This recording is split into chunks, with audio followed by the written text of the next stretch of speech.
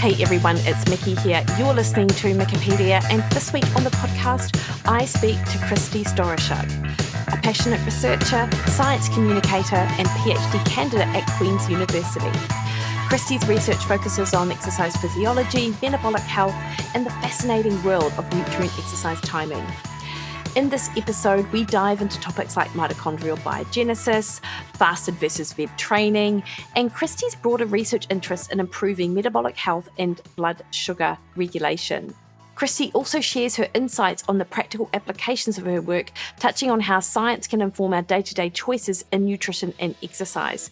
We also discuss at length why there are certain ideas out there that gain traction and are held as truths where there's no research to support it. So I think you're really going to enjoy the conversation I have, because Kristi knows in and out the topics that we discuss and where the research sits. So whether you're an athlete, a coach, a longevity enthusiast, or just interested in optimizing your health, I think this conversation is packed with actionable advice and thought-provoking science, and you're really going to love it. For those of you unfamiliar with Kristi Storoschuk is a researcher, science communicator, and PhD candidate in the Muscle Physiology Lab at Queen's University in Kingston, Ontario. Her academic work focuses on exercise physiology, metabolic health, and nutrient exercise timing, with a particular interest in how these factors influence mitochondrial biogenesis and blood sugar regulation. Kristi's passion for health and nutrition stems from her early experiences working in her family's health food store. This foundation inspired her journey into research, where she bridges cutting-edge science with practical strategies to improve metabolic health and promote healthy aging. In addition to her academic pursuits, Kristi has over 3 years of experience writing on topics such as ketogenic diets, fasting, and metabolic therapies. She has contributed to platforms like Paleo Magazine, CrossFit, and the Zero Longevity app, and serves on the scientific advisory board at KetoKind. She's also a sought-after speaker and science communicator, known for her ability to make complex topics accessible and engaging. And I will put links as to where you can find and follow Kristi over on Instagram in the show notes. Before we crack on into the conversation, I would like to remind you that the best way to support this podcast is to hit the subscribe button on your favorite podcast listening platform. That increases the visibility of Wikipedia in amongst literally thousands of other podcasts out there, so more people get the opportunity to hear from the experts that I have on this show, such as Kristi Storoschuk. All right, team, enjoy this conversation. Kristi, so great to chat to you today. I'm super excited. You seem like, to be honest, like, how old are you? I'm 29. That's crazy young. But everything that I feel like I have seen your name in, and the stuff that you're interested in and what you're involved in, I feel like you should be at least in your 40s.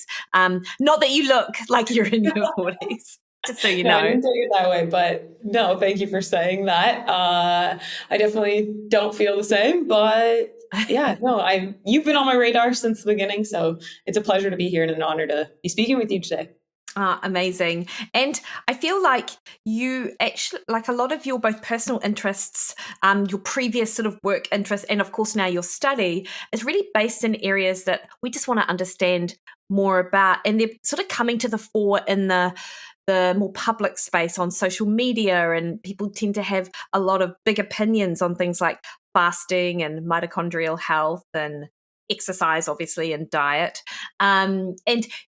You've had the privilege of working with real sort of thought leaders in this space, and so I'm really excited actually to chat about their influence on what you do, and also just you yourself and how you live your life, really. So can we just sort of kick off with your background? Am I right in thinking that you sort of come from a background that was interested in health, like either your parents or grandparents, people like that? Yeah, so my grandparents owned a little health food shop in like a small town. And so I spent my summers living with my grandparents. It was hours away from my house, but I would pack up and go for the summers, work for them at a very young age. Like I was like 13, 14 when I started working there. And so I was exposed to the natural health world very young. And we had all types of like walks of life that were customers of this store. And so I was exposed to some woo-woo healers, but then also some professional naturopathic doctors, clinicians, etc. And I always knew like, oh, I'm going to go down the path in this natural health world somewhere. That was my plan from the get-go. So it was an early start. Yeah, and your grandparents, just curious, were they like hippie vegans or? No, so they actually bought the store in their 60s. So it was a late start for them, and then they just bought in and they were like, we're gonna learn as much as we can. And thank goodness that they did, because it really changed the trajectory of all of our family, of all of our lives, especially their grandkids. Because I'm sure I'll mention somewhere that my sister's also a naturopathic doctor. So no, they got into it much later, but they were diehards. And when they were 60, so that was 30 years ago, they're the OG biohackers. Like, they slept on grounding mats. They had red lights before it was cool. They had a sauna before it was cool. Like, they taught me to ground. Like, they were like, go outside in the backyard with your bare feet, get the energy from the ground. They had like magnets on all their pipes that they like switched around for their water. I don't know. They just did a lot of things before anyone was talking about it. And I feel super privileged and lucky to have grown up with that, because they've influenced me a ton. And I mean, this isn't a podcast about your grandparents, but I'm now quite curious, like who sort of, do you have any idea who sort of influenced them and how they thought? Like any of the big names? It was just, no. Oh, yeah, no, they were big Mercola fans. Oh, of course. Which I yes. say giggling just because, I mean, I'll refrain from any opinions, but yeah.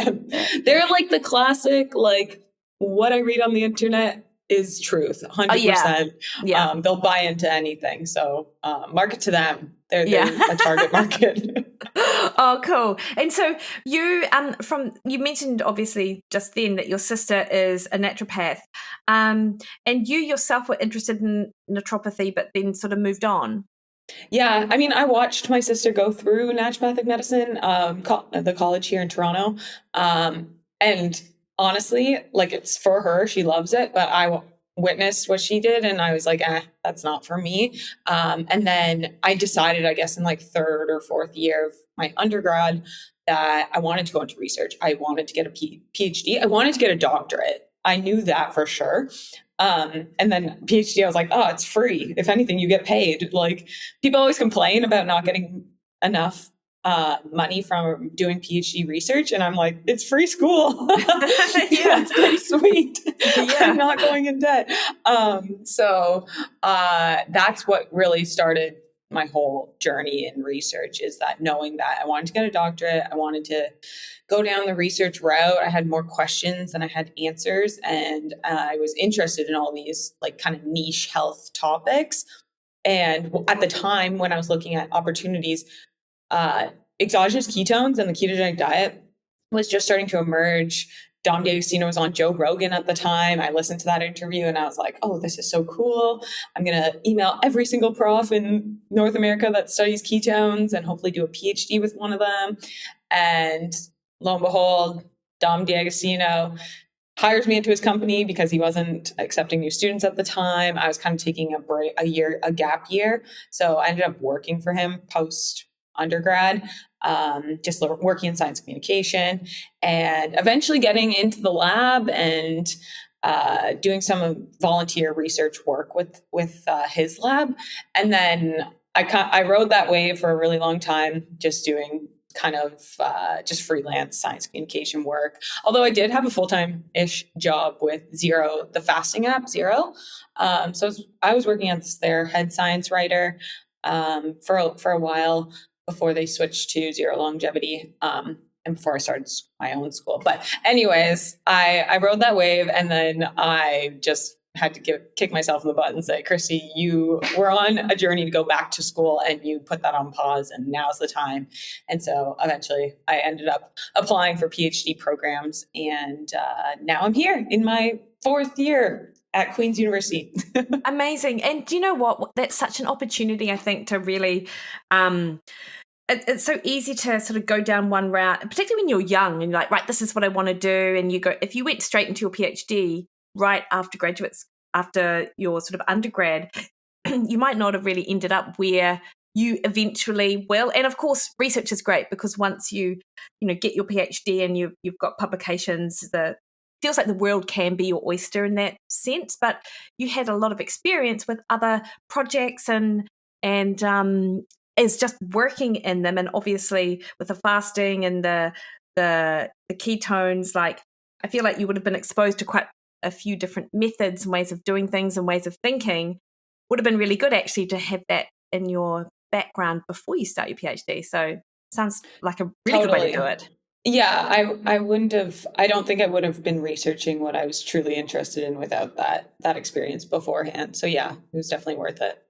And when you went into Dom's lab, like what personally were you doing with regards to diet and just ways of doing things prior to sort of going into Dom's lab, and how did that influence, how you lived your life? Like Dom, my own personal diet? Yeah, I'm sort of interested because, like he's like the guy in terms of sort of ketogenic diets. I mean, I feel like he's quite balanced. He's actually balanced. He's not like super zealous at all. But when you've got a mentor like that, I just wonder how that would have affected what you personally did. Yeah, it definitely did. I was very plant-based before. Like during my undergrad, highly plant-based, mostly almost like I was paleo and vegan at different times in my life. And then I almost went like paleo vegan, and all that was left was fruits and vegetables because you can't have grains, can't have dairy, can't have meat. Like I was essentially just eating fruits and vegetables because the paleo world scared me away from all the non-paleo things, and then the vegan world scared me away from non-vegan things. And yeah, essentially all that's left is that. And then starting working with Dom, I was trialing a ketogenic diet. I actually did it pretty long term, like probably almost over a year. Not strictly, but because I was traveling around the world actually at the time. But for the most part, it was very low carb. And then the whole protein topic kind of blew up, and nutrient density and animal foods and the carnivore diet and all those things kind of started emerging on social media and getting more of a voice and following. And that influenced me. And I started introducing more meats into my diet and really focusing on nutrient density. So liver, organ meats of all sorts. And now that is the basis of my diet. But yeah, definitely starting in the low carb world, I thought low carb was yeah, of course this makes sense. We should all be eating low carb. And that was I lived in my little bubble, and I still appreciate that for sure. But my bubble has expanded, let's say. But yeah, now I'm to a point where basically whole foods, prioritize protein, nutrient density, and you're probably good.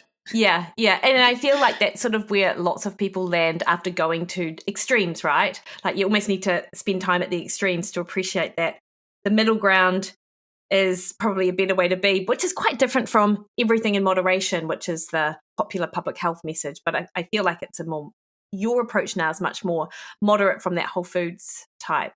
Yeah. Like no, like macro. I don't care necessarily about macro. I probably honestly most days are following a ketogenic diet. Yeah, because you're focusing on those whole foods, right? Right. So I'm restricting carbs, but inadvertently. Yeah.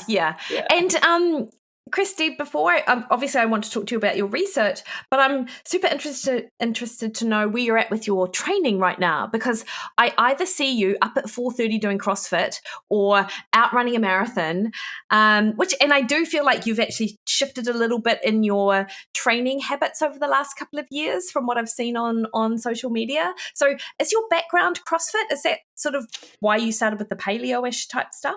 Well, yeah, actually, CrossFit is what introduced me to paleo for sure. But no, my background's in volleyball. So I grew up playing club volleyball. I went on a D1 scholarship to the States. Volleyball was my life and my identity.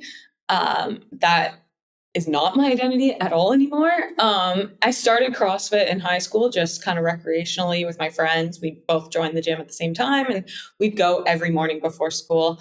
I remember borrowing my mom's car before she had to leave for work at 8 a.m. So I started pretty young, and I loved CrossFit. CrossFit just spoke to me. I loved the community. I love frequent improvement. So with CrossFit, it's like adding 2.5 pounds to a barbell is like such a win. And you can constantly see improvements. I mean, I'm sure there's other forms of exercise where you can constantly see improvements like that, but that was really fun at the time. And I've continued. So that was more than a decade ago. And I've gone kind of like on and off of like strictly CrossFit. And then within this last year, we had a new member join our lab who's on the triathlon team, and we spend a lot of time together. And so I naturally just kind of started running with him and kind of realized that I'm an okay runner. So I kind of leaned into it. But honestly, there's no training. I always say I exercise, I don't train. Which honestly, I shouldn't maybe say, but I don't follow any structured training. I kind of pride myself on the fact that I wake up in the morning and I'm like, what am I going to do today? And then I just do whatever I want to. The thing that's consistent is that I'm pretty much work out almost every day. Or I wake up with the intention that I'm going to work out that day. And then I say that life just throws me rest days.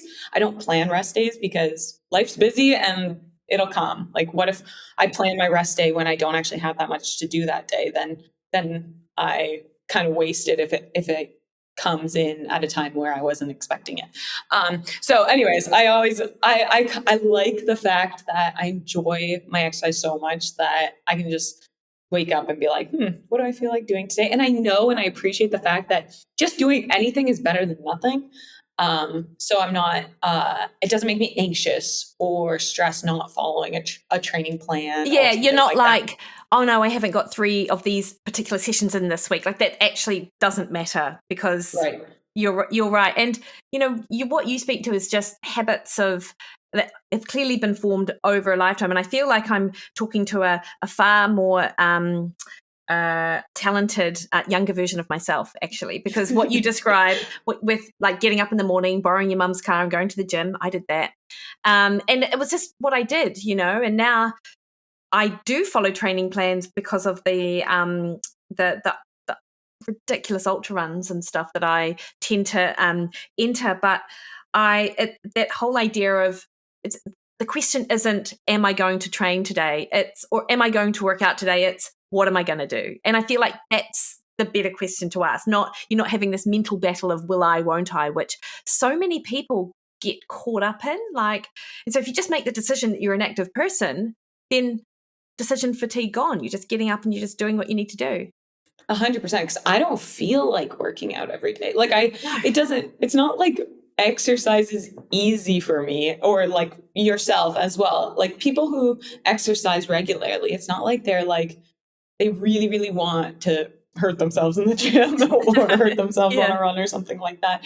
It's that it's so part of our identity that without it, we would kind of feel lost. And I think it does really matter what you do at a young age, at least what I can see from myself and those around me, that like without my team sport background or my sport background, like I'm not sure if I would be into sport and exercise as much as I am now. I can't imagine I would be.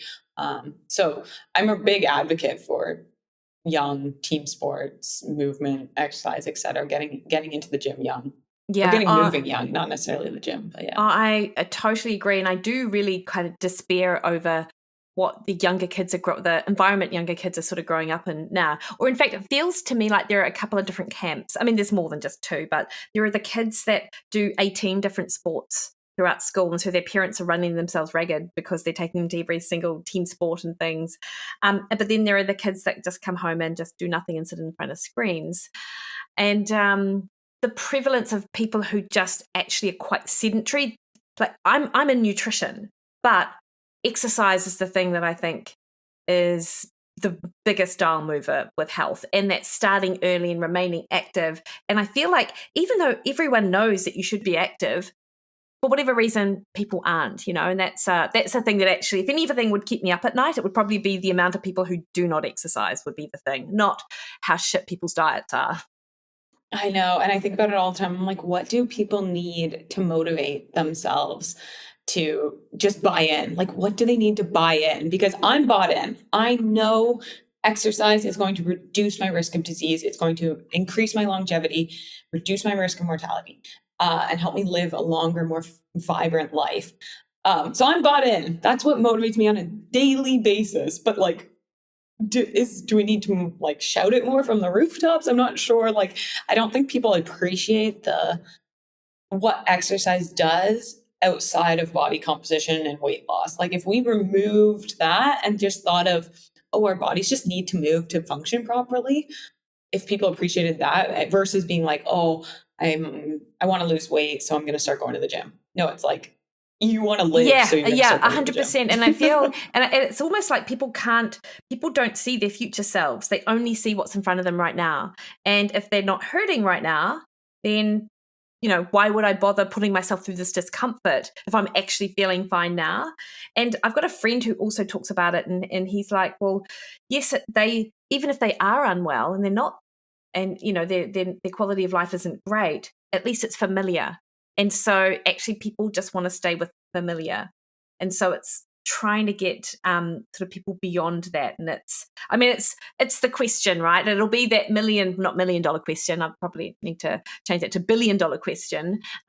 Because if you can sort that, you'd probably sort a lot with regards to all the things that we care about with health and vibrancy and well-being and things like that. Totally. And I don't want to drag this conversation on any longer, but that's another thing about getting people in the comfortable with sport young, is that it's less intimidating when you're older to pick it up again. If you're comfortable lifting a dumbbell or a barbell or running or being active, then if you're familiar with that, then it's just less intimidating. Because I see like my parents, other people's parents, it's like they're not going to start going to the gym in their 50s, 60s. Like, it takes a lot for them to feel comfortable to do something like that. Yeah. And with you, Kristi, have you moved to the High Rocks competitions yet? Are you there? No, I haven't. I'm so scared of those sleds. I was at the CrossFit Games and I was sitting beside the High Rocks World Championship, the girl who won in France last year.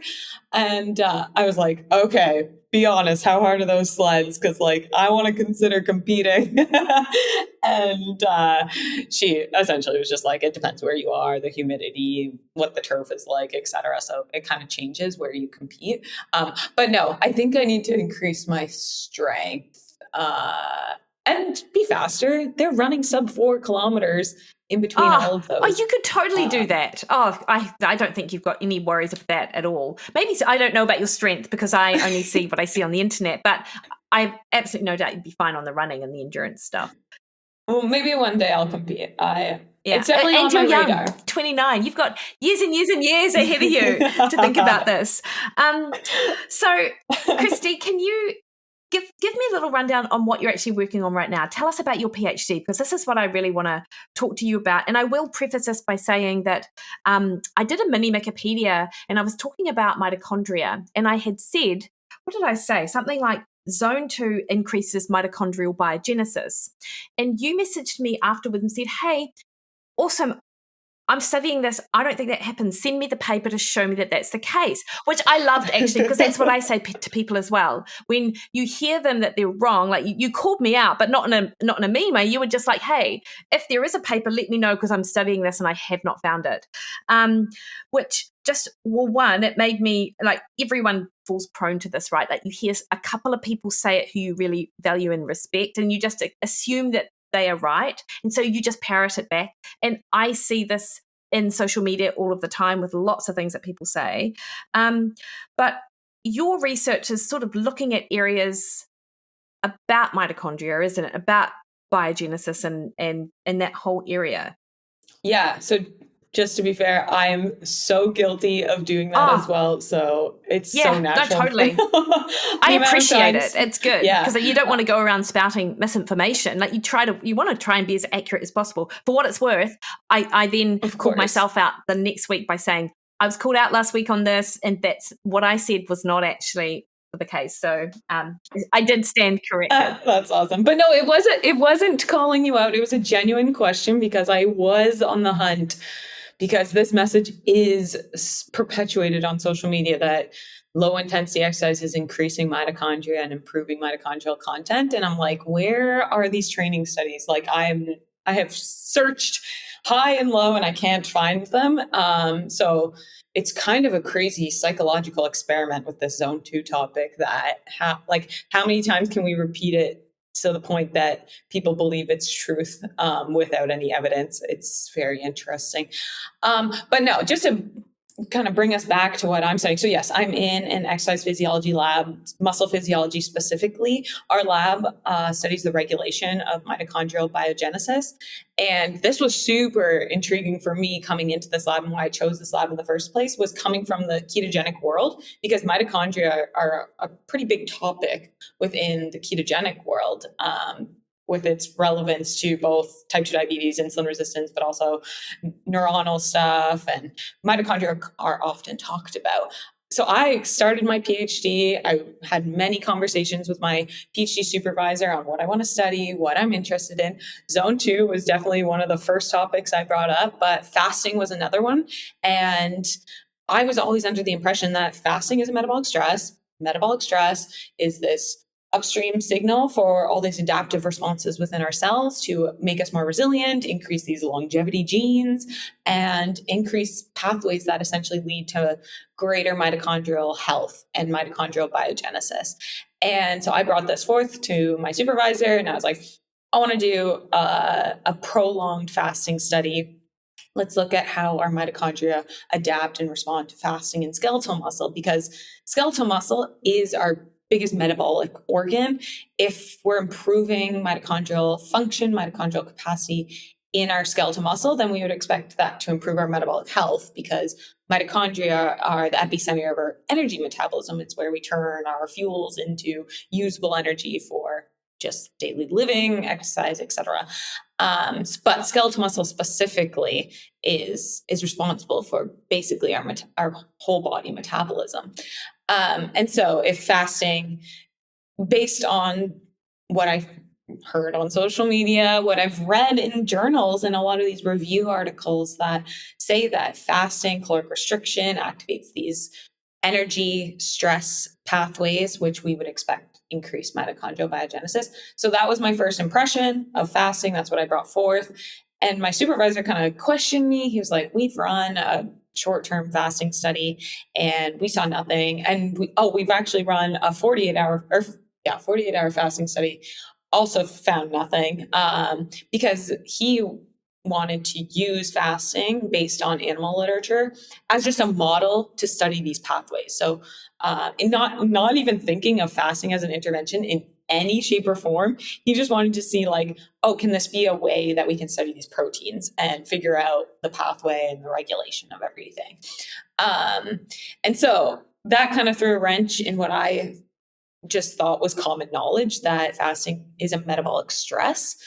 And so I was like, okay, well, then what's going on in human skeletal muscle?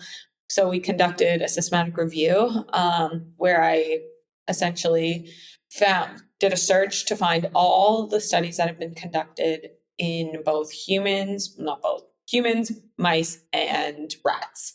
And we looked at prolonged fasting, anything longer than 6 hours. 6 hours we chose just because the postprandial period is around 6 hours. And so anything longer than that, we could consider a fast.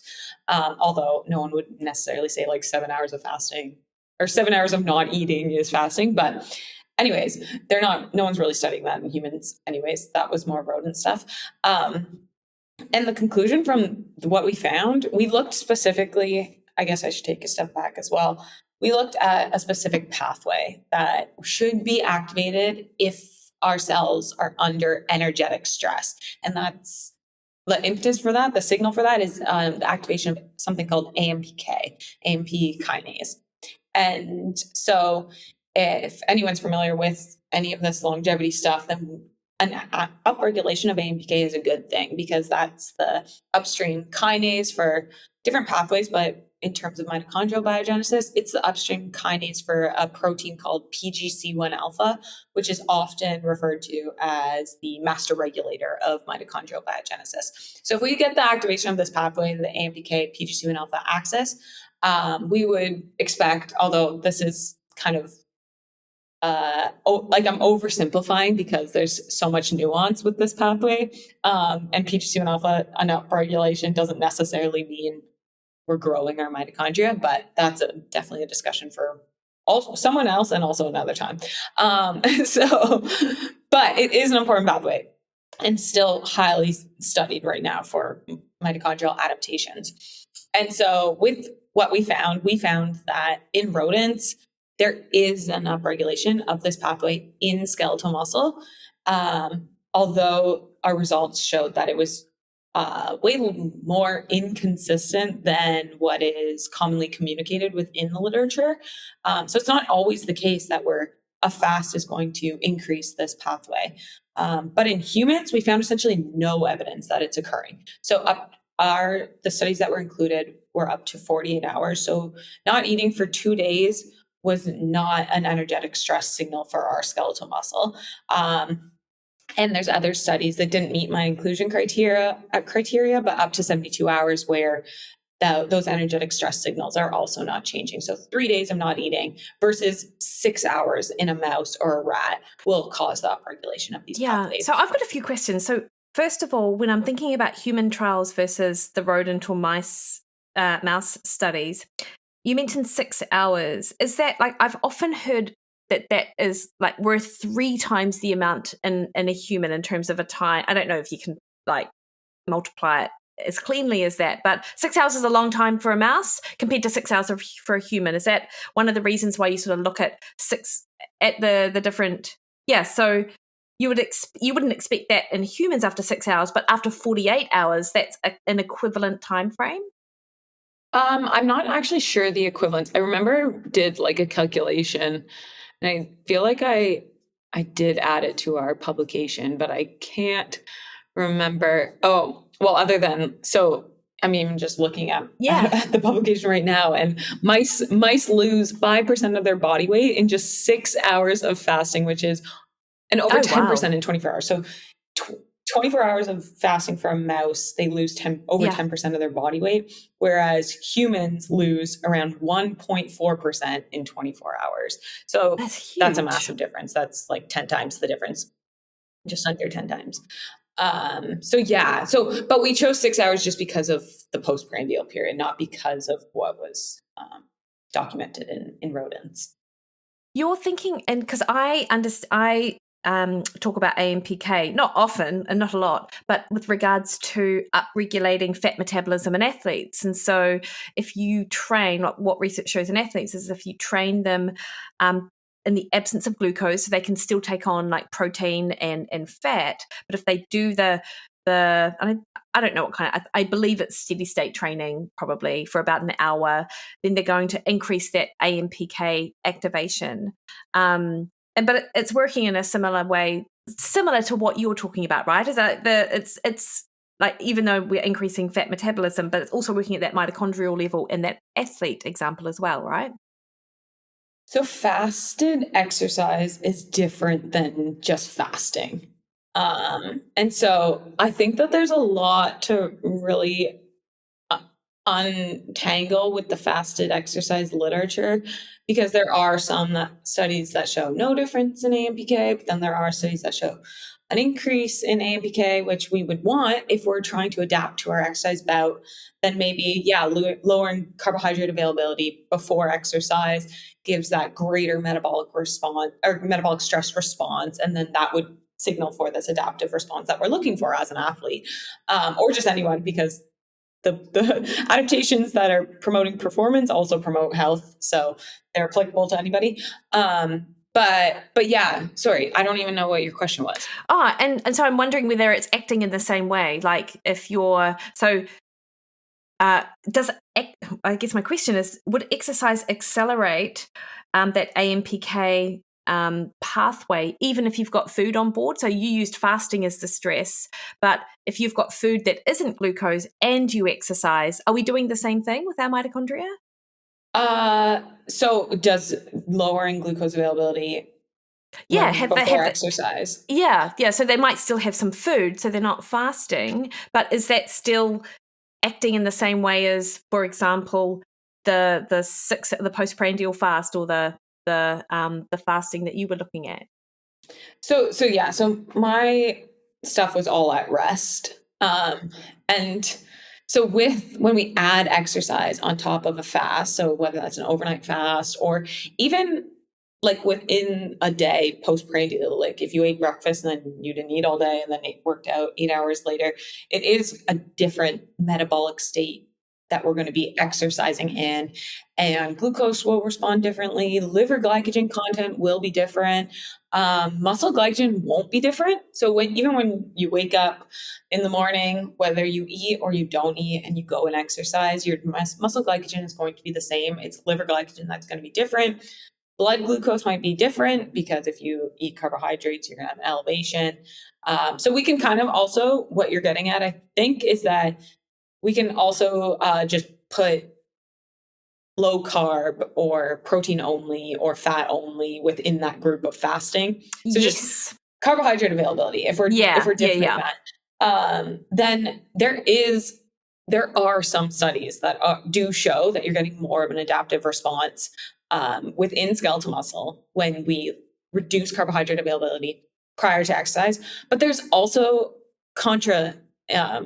there's other counter studies that show no effect. So, I mean, I'm hoping to contribute to this research because I just wrapped up a fasted versus fed exercise trial using high intensity exercise, which most of the study does use steady state. And that's kind of promoted like, oh, if you're going to go out and do your low intensity, like don't eat before, just ride it out, increase fat oxidation, because we know that being in the fasted state or low carbohydrate availability state, we're going to have higher rates of fat oxidation during that bout of exercise. And that's often thought that that's linked to greater adaptations, which I still am like kind of confused about mechanistically because like we're a very molecular lab and I want to know why. Like why would burning a different fuel lead to a different adaptation despite doing the same amount of work?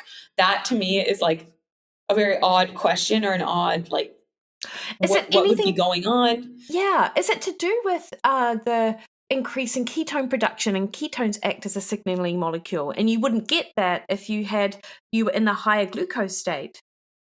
Yeah, that could be. So if your bout of exercise is promoting ketosis, there's a chance that you're getting some signaling from the ketones themselves. If they're entering skeletal muscle and being like exposed to your muscle cells, that's definitely a possibility. I think there's only like one study looking at ketones and mitochondrial stuff out of Jeff Volek's lab. Then Miller, I think, is who did all that research. And so, yeah, there could be a chance there. There's also different hypotheses around fatty acids being ligands for certain enzymes, proteins. So because another thing is that glycogen, it used to be thought that like, oh, if you're increasing carbohydrates or you're eating carbohydrates, you're sparing muscle glycogen, but it doesn't look like we're actually using different amounts of glycogen, whether we're in the fed or fasted state. So it must not be tied to muscle glycogen unless there's fiber type differences. I don't know.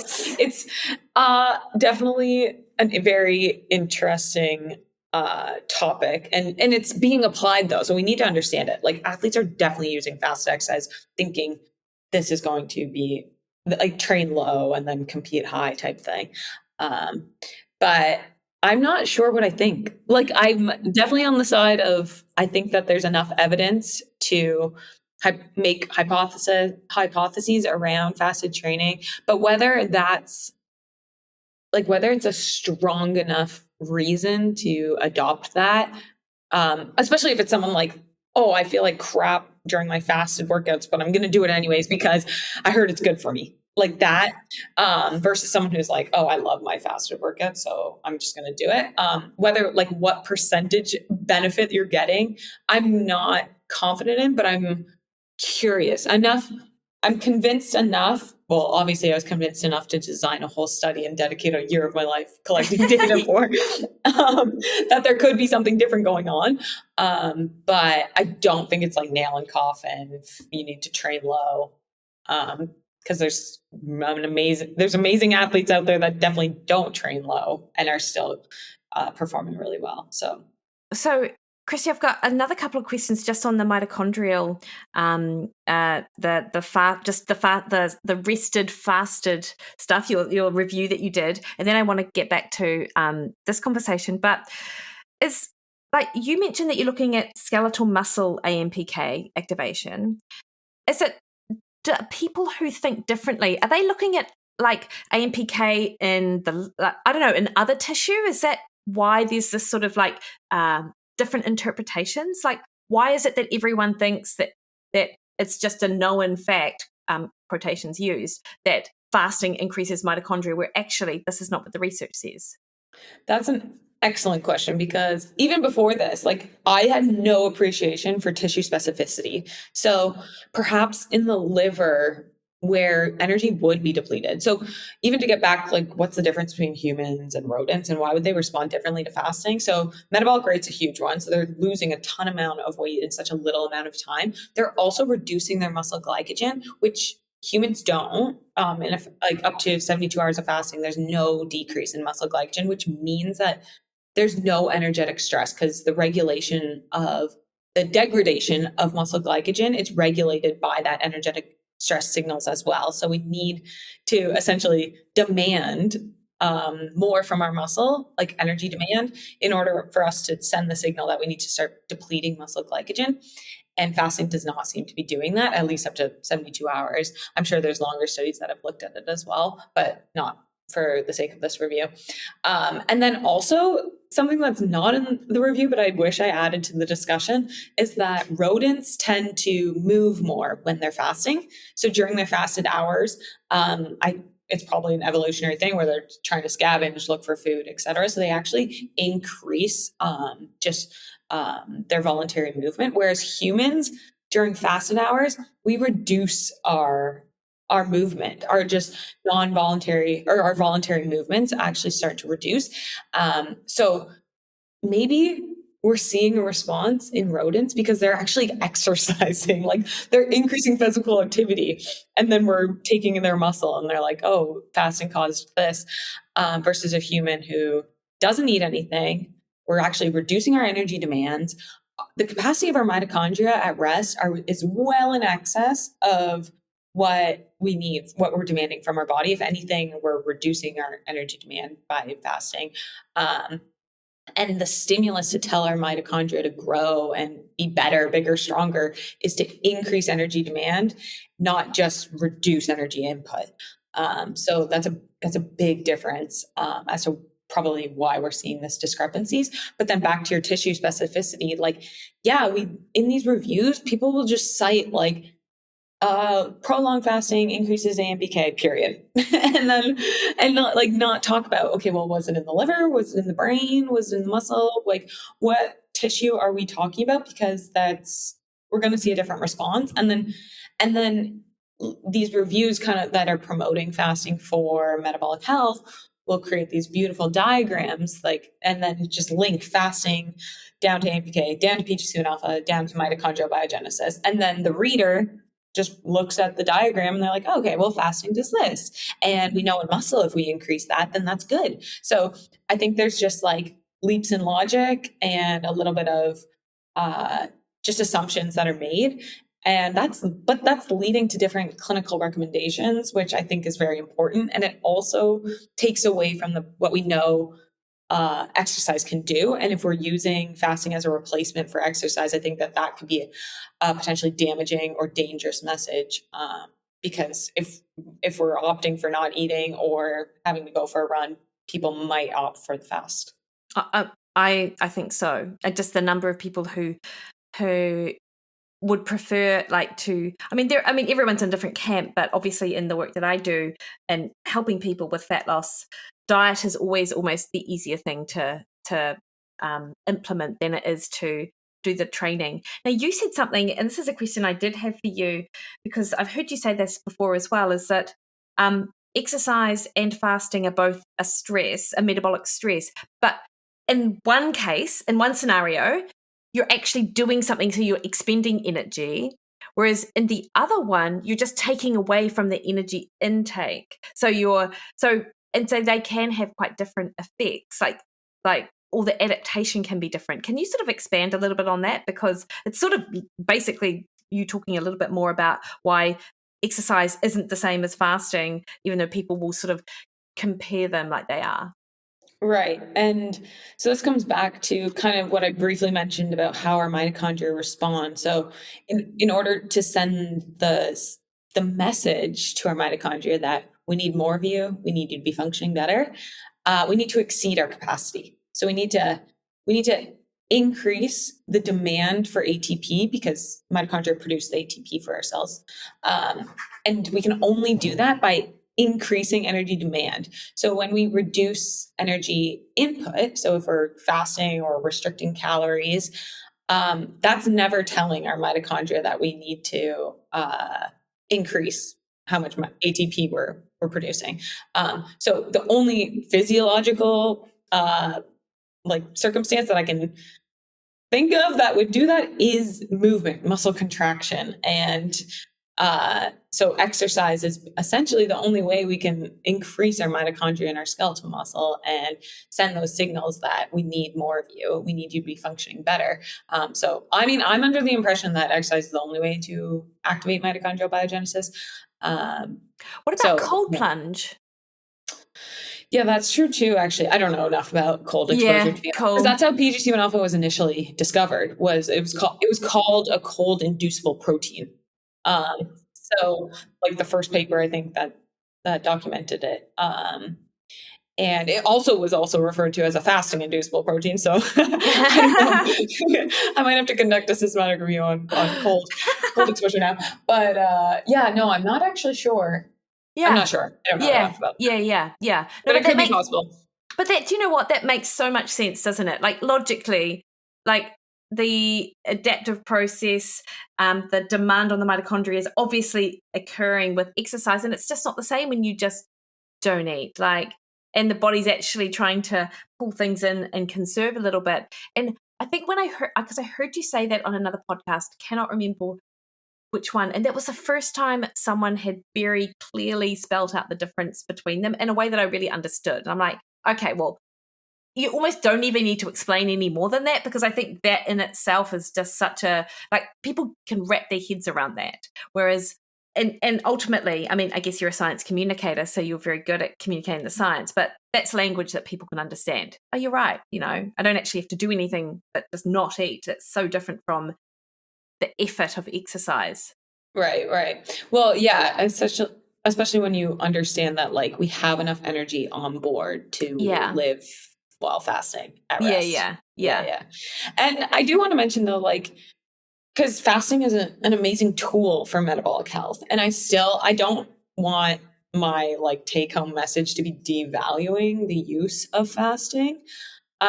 Maybe prolonged fasting, I've definitely shied away from in terms of the therapeutic benefits for just average people. I'm not talking about clinical populations because I think that there could be use case scenarios that I'm just not in the field of. But for someone who's just, I don't know, people like you and I who are interested in improving our health at any kind of cost. And so I don't want it to be devaluing the use of fasting as a tool. But because I do think it can be an amazing strategy for restricting calories, reducing the amount of time you eat in a day. Intermittent fasting, time restricted eating, I think is great. I think that there's some real good reasons to do it around our circadian rhythms, etc. So I did want to put that out there too. Although I do think differently about prolonged fasting now that I appreciate muscle tissue so much that we don't want to lose muscle tissue. So prolonged fasting is definitely not eating is definitely not a good signal for muscle growth. Yeah, that's super interesting. And Kristi, can you tell us anything about the study that you just wrapped up, or is it too early to give us any information? But I'm super interested to chat a little bit about that, because that's an area which I'm interested in as well, obviously, because I work with a lot of athletes. I'm an athlete myself, so yeah, tell us about it. Unfortunately, I can't share too much because it's not published, and I literally analyzed it this morning. But I'm excited to publish it, so there's that. Tell us the protocol, actually, and then yeah. So actually, this was kind of born out of the ketogenic research as well. So if anyone's familiar with the ketogenic exercise world, there's a 5-day protocol that's kind of repurposed throughout a few studies by Louise Burke in her lab. And so they do a 5-day ketogenic protocol, show that you can become fat adapted in 5 days. And then when you and then afterwards, even reintroducing carbs, you still have higher elevations of fat oxidation during exercise. And so it's kind of suggesting that there's this adaptation that makes us better fat burners by exercising in a low carbohydrate availability state. So, but with the ketogenic stuff, there's also a paper that you're probably familiar with, and it has all the train low strategies within it. I can't remember, I think it might be Fuel for the Work Required. Yeah, it is, I think. And within the train low strategies, it's like ketogenic diet, fasted training, 2 a day, and there might be another one that I can't. Sleep low. Sleep low. Yeah. Sleep low in the train in the morning, or then work out fast in the morning. And those are all different. So especially fasted training. So I don't think even fasted training should be lumped in that. I guess it is a strategy for train low, but it's so different from the ketogenic diet that ketogenic diet plus exercise, you're going to be reducing muscle glycogen. By day 5, they're not restoring much muscle glycogen. They're probably in a very low glycogen state every time they're exercising. Versus fasting, you're just in a low liver glycogen state, low insulin state, low glucose state when you're starting exercise. So it's a very different state than low everything plus low muscle glycogen. And I think that would result in very different adaptations, potentially. Actually, I don't know if I think that, but potentially. Was that a question? Was that like one of the things you were interested in knowing? Like, is it actually different? Yeah. I mean, I would love to have compared fasted versus ketogenic, but I took that 5-day protocol and I was like, okay, well, if you can become fat adapted within 5 days using a ketogenic diet, can you become fat adapted using fasted training? So I did a 5-day fasted training study where we did pre-testing. Then they came into the lab for training, which would start on a Monday. They got a beverage when they walked in the door. It either had carbohydrates in it or it didn't. So the placebo would have been our fasted group and then carbohydrate group. I was blinded to the intervention. I actually don't know which anyone got. And they did HIIT. So I use HIIT specifically because I was pulling in pieces from all different research worlds. So within the fasted exercise world, everything is just steady state, moderate exercise for the most part. There's some sprint interval training studies. There's a HIIT study, but it's mostly our understanding of fast exercise is mostly based on just steady state, moderate exercise. So I wanted to use HIIT because when we're at high intensities, the difference in fuel substrate utilization actually isn't different when we're carbohydrate fed or if we're fasted, because we're relying so much on our intramuscular stores. The demand for energy is so high during high intensity exercise that we're not pulling much from our adipose tissue. Our blood glucose is supplying stuff, but we're mostly burning muscle glycogen and using those intramuscular stores regardless of nutritional state. And so I liked that idea because it took away that difference in fuel substrate utilization that might have explained differences in past studies. But if I see an effect, then it would be unrelated to the fuels that we're burning during exercise because we would expect them to be the same. So I did a 5-day protocol, fasted Monday, Tuesday, Wednesday, Thursday, Friday. They came in every day, did their HIIT in the fasted state or the fed state, and then took the weekend off, came in for post-testing. So that was the design of the study. It took a whole year of data collection. It was super fun. I'm actually sad it's over. It was awesome. We did muscle biopsies. So we have pre-post biopsies. We have day 5 biopsies. We have blood draws. We have my primary outcomes, lactate threshold. And the reason we're looking at lactate and lactate threshold was that if you're improving your fat oxidative capacity, you should be improving your lactate threshold. So fat oxidative capacity is a determinant of lactate threshold. So that was a kind of this functional outcome I could use in the lab instead of looking at substrate metabolism. And yeah, we had mostly females. I tried to get it 1-to-1 male to female, but we had more females than males, and my females were functioning fine. coming in each morning, and I'm sure many of them were in the fasted group. So that was one thing that, like, I feel like my whole PhD is kind of just like taking claims from social media and then studying them. Yeah, which is actually perfect, right? I mean, I think that's great. So it'll be interesting to analyze. So, I mean, I haven't looked at any of the muscle stuff. I've just essentially just created a table of all my data and then started some stats. But yeah, that's the protocol. I'm excited to look at the muscle. So once I get into the wet lab and spend months in there, I'll be able to hopefully identify some mechanisms to explain if we're seeing any differences and whether that would explain anything. So yeah, that's Amazing. first hit. Yeah, awesome. And when can we expect like a publication from that? Honestly, soon. I think we're going to be trying to take whatever data we have right now, especially with my primary outcome, and then maybe do some secondary papers to follow. So hopefully soon, hopefully within, I don't know, half a year. Yeah. Oh, brilliant. And because you also recently submitted a paper on Zone 2 training, didn't you? Can you tell us anything about that? What was your question actually? Because I know that it is likely to be published very soon, but so what can we expect? What was the question you were asking? Yeah, so my interest in Zone 2 obviously started through social media, through listening to podcasts and hearing that Zone 2 was the best thing that we can do for our metabolic health and that we absolutely need it. And it's going to increase our mitochondrial content and our function of our mitochondria. And we need that to be insulin sensitive, et cetera, et cetera, et cetera. But I really like high intensity exercise. I don't do steady state, low intensity. Even my runs, I'm like, I'm going to just run fast and try and hold that. Like, run for as long as I can. 85% VO2 max. Yeah. Literally, I don't really have a low gear.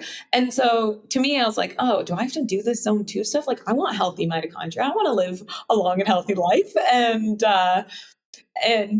I was just not convinced that I needed to do Zone 2. I was like, why would I be sacrificing my high intensity work for Zone 2 days when I know that so much of the research shows that that high intensity exercise is a potent signal for increasing the regulators of mitochondrial biogenesis. So there was just this mismatch in the literature from what we learn in exercise science and what we know causes these are upstream of the adaptive responses, and then what Zone 2 does. So Zone 2 is low intensity work. It's sub lactate threshold 1. So lactate threshold is around 2 millimolar of lactate. What's promoted on social media is to stay just below that. So around 1.7, you'd want your lactate at, and just to stay there for at least, 45 to 60 minutes or something like that. Watch like something on Netflix whilst you're riding. That's the Zone 2 thing. Yeah. Right. But all of the HIIT literature would suggest that we want to be going hard. We want to be pushing ourselves to get that energetic stress signal, which is the upstream signal for our muscles to adapt in a way that would promote endurance adaptations. Mitochondrial biogenesis being one of those. And so my supervisor and I talked a ton about Zone 2 being like, why is it being promoted so much? And like, this is not lining up with what we understand about exercise physiology. So we were like, hey, let's just write a review. So yeah, that was in the works. Or honestly, it was like, oh, let's go scour the literature first, being like, does it increase mitochondrial biogenesis? So we spent, honestly, a lab mate and I spent months just looking up, and that was why I reached out to you, because it was a genuine question, like, hey, you're smart. You said this. Do you have a paper? Because I'm really looking, and yeah. So I mean, I guess people can understand my opinion by now that I've been unable to find any strong evidence that low intensity exercise is promoting adaptations. And also that like high intensity isn't. Like, why would we deliberately stay in an intensity of exercise when we know going above that is most likely going to promote mitochondrial biogenesis and improve all these adaptive responses? And it's interesting because even in our department, we have we have a really amazing lab, world-renowned. Bob Ross runs this lab, and he's an obesity researcher. And they did a trial where they took non-responders, people who didn't increase their VO2 max in response to MICT. If I'm getting this study correct, I haven't looked at it in a long time, and then put them on high intensity protocols, and then they all responded. And so high intensity exercise almost takes away those non-responders, because most people will just respond to high intensity exercise. And if we're improving our VO2 max, we're most likely improving our mitochondrial function, because that's a determinant of I mean, of course, there's other central regulators of our VO2 max. If not, those are the most important. But our ability to utilize oxygen within our muscle is also a big determinant of our VO2 max, especially for just like regular general public people. Those things are going to be probably increasing together. Yeah. So yeah. And it's not like you're against zone 2 training. It's not like you're like, no one should do zone 2 training. You're just saying it doesn't have the same potential benefit, if we're thinking solely about mitochondria, that HIIT has. Yeah, I think people are just using it thinking it's doing something that it's not. And I think that's the bad message. I don't think zone 2 is harmful in any way. I do potentially think, though, it's harmful if you are giving up higher intensities in order to stick in zone 2, because you could be sacrificing greater adaptations by staying in a higher intensity. And it's always convoluted, because athlete populations are so different from, of course, regular population people. So if you're training 20 to 30 hours a week, maybe you need zone 2 in order to increase your training volume that much. But someone who's working out an hour a day, like I always joke, like, I don't deserve zone 2. Like, I don't do enough exercise to deserve that low intensity, because I would prioritize all the high intensity that I do. And then maybe if I want to increase training volume, I would consider, but even then I'm like, well, I don't know. I just would rather not exercise. Like, it's zone 2 is increasing energy expenditure and increasing flux, and it might be doing something. Like, of course, increasing energy expenditure is good, and increasing like the mobilization of fuels within our body is also linked to health as well. So I don't think it's bad, but I don't think from a training perspective that it is causing an adaptive response. Yeah. And to your point, like the shorter amount of time that you have to devote to exercise, the harder you probably need to go. And of course, as we age, we can't go hard all of the time. So if you're sort of mixing it up and having that, so purely just from a lifestyle health, I just want to be fit and healthy, you've got to do that high intensity stuff in addition, which is relative. Like, it's not like Kristi's a high intensity is going to be the same as mine, because, just different ages, different stages, etc.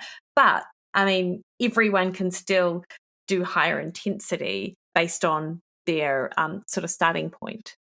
Totally. And should, by what you're saying. Because even like zone 3, just going above that, there's like, what's wrong with zone 3? Yeah. Like, that's gray zone. That's gray zone, Kristi. We should never train.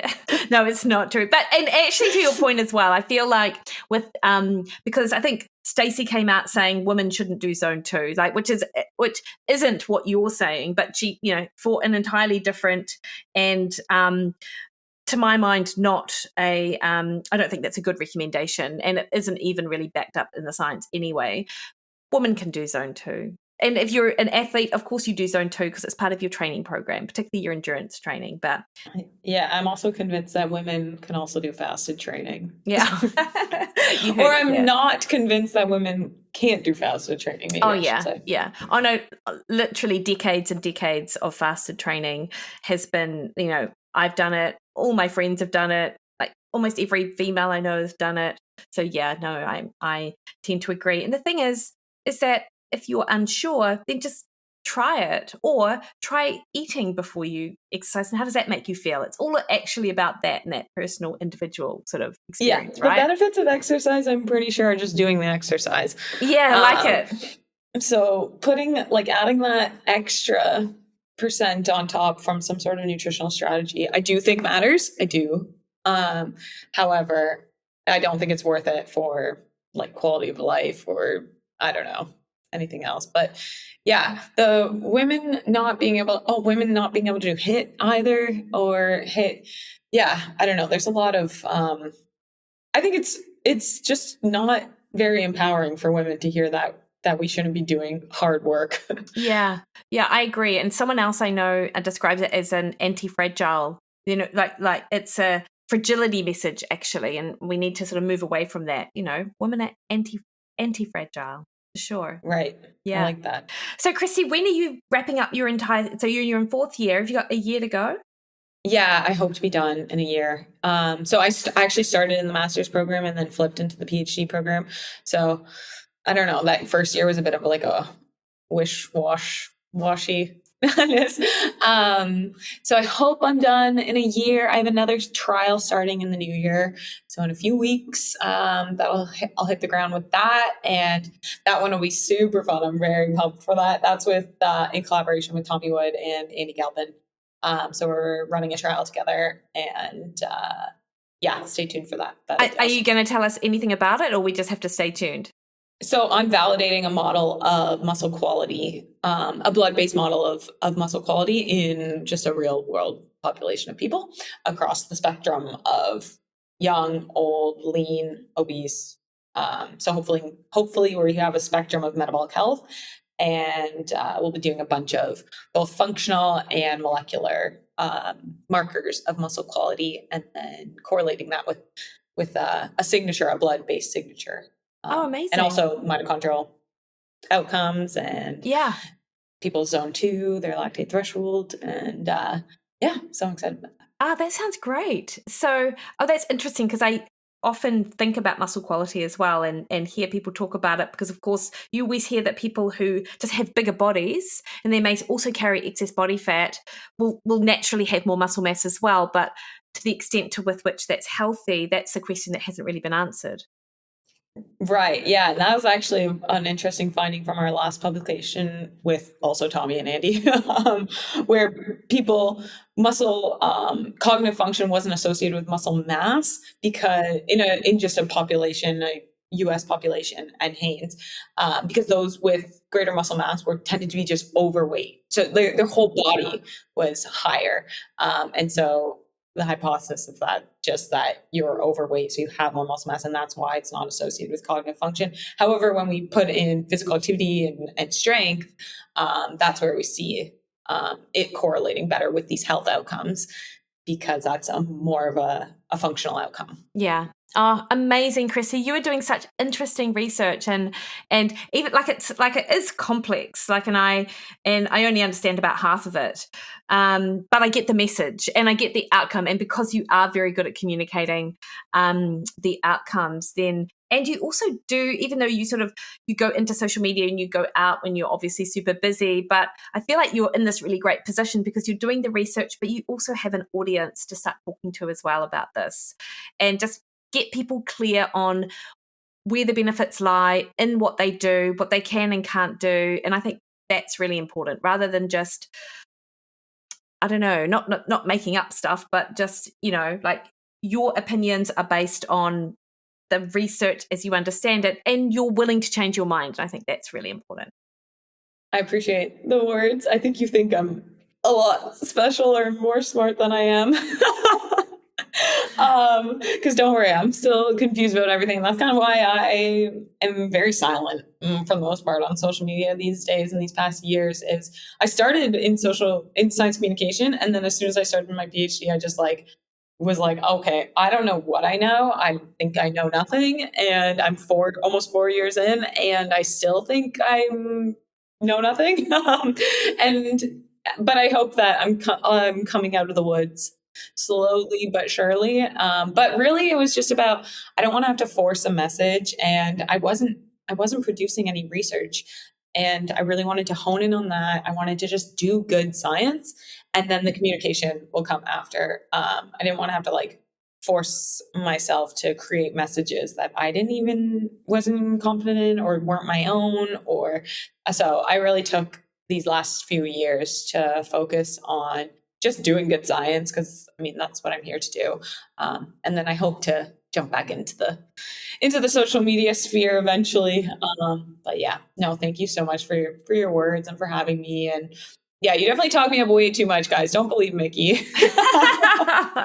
I'm just really lucky. I'm honestly like, I should say a word of gratitude for all the people around me and all the mentors that I've had. Tommy, Dom, like the two of them it's insurmountable the amount of mentorship they've gave me, and I wouldn't be here without them. But so many other people as well. My supervisor's incredible. I lucked out so hard with falling under his wing for these last few years as well. So yeah, it's nothing. It's not me. It's the people that have been letting me tag along with them. And you know what is so great, Kristi, because you've had this experience in academia, you're in a position that in 20 years' time, you'll be able to have the same effect that others have had on you. Like, how great, like, I just think it's such a gift. So yeah, I think you're doing great work. I hope so. Yeah, amazing. Thanks so much, Kristi. Yeah, thank you, Mikki.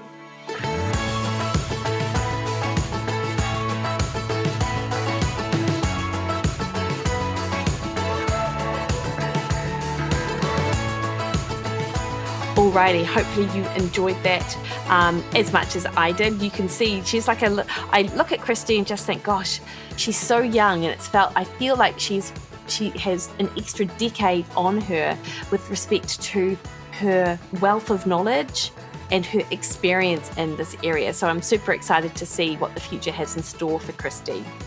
All right, so next week on the podcast, guys, I speak to Dom D'Agostino, who has been on the podcast before and of course is a mentor to Kristi, as you would have heard in our conversation. And Dom and I chat all about allulose, about ketosis, about a whole host of these super interesting metabolic health topics. That is next week.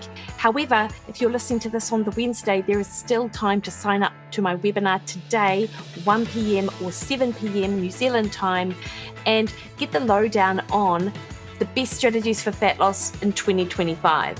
So if you can't make it live, I am recording it and sending it out. So hit the link in the show notes and sign up. So if you've already got plans, you can catch up with it over the weekend. That's over on my website, mikkywilliden.com. You can do that there. Or hit me up for a link in my DMs over on Instagram at Mikki Williden. I'm on Threads and Twitter at Mikki Williden, or Facebook at Mikki Williden Nutrition. All right, team, have a great week. See you soon. Bye.